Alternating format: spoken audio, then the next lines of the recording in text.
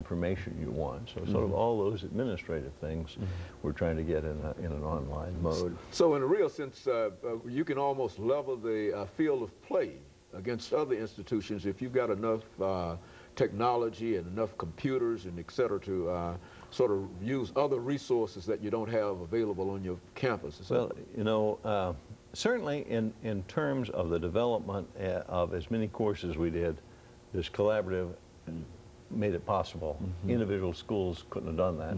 Plus, you know, it's kind of like you know, a collection development in a library. If we've got multiple libraries here and you choose to specialize in one thing and they specialize in another, and I do, then the citizens in that area have access to a lot more things than if we were competing, trying to do exactly the same thing that spreads that resource out more. Now, in terms of, you know, actual instruction, there's sort of the illusion that one faculty member could teach millions. Well, if they're writing your everyone in that class is writing your emails every day. Yes. You know, you start to see that you can't do that. In fact, there is more interaction. It takes a great deal. So there's not a limitless class size in that regard, but it certainly makes it possible for people who have very busy schedules or are in remote areas to and people who are determined to take advantage of it. Yeah, they have to have the will, but they can tack that into their life. I'd say the you know, the real challenges that we have. I heard a news report, I don't know, about 2 months ago. It was interesting that the port in Los Angeles is growing, a lot more trade coming in and out of there, and they were hiring some more longshoremen, a few hundred longshoremen. And more than 100,000 people applied for those jobs. Now, my take-home lesson for that is that there are very few positions where you don't need many skills or education to get started, but you make enough money to live a life and raise a family, you know, have health care, have retirement. There's so few of those available now that over 100,000 people apply. We've got in Tennessee to raise the education level so that we are competitive and that people can get those jobs. We can attract them and retain them and keep them. And that really is, that's a very, very big challenge. You know, the national program of No Child Left Behind. Good. That, you know, that sounds like apple pie motherhood.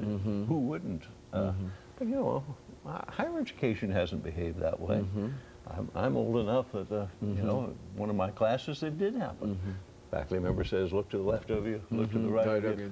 One of you won't be here at graduation day." And that was a mark of pride that that this was a good, tough school. And only a few survived. Only a few survived, and that shows how good we are. Well, you know, the whole focus for public higher education is 180 degrees turned around now, where, you know, a member of the General Assembly might say, you know, they didn't finish. Well, you know, you wasted their time, you wasted our money, you wasted their money.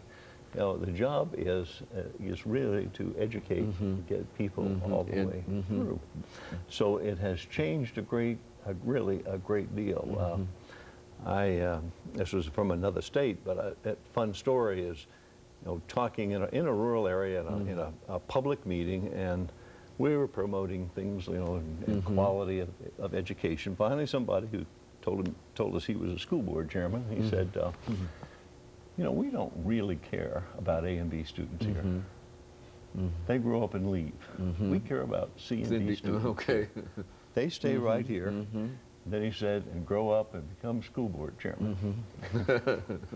Now, you know, that's what No Child Left Behind is really about, is bringing everybody along and raising them up to a level where they can be productive, can earn money, can raise a family, and you know, be an active participant in this society. Very good. And of course, Chancellor, I think we're nearing the end of this particular show today, as soon as we get some information about where we are in reference to this. But I think we must be about near the latter part of this.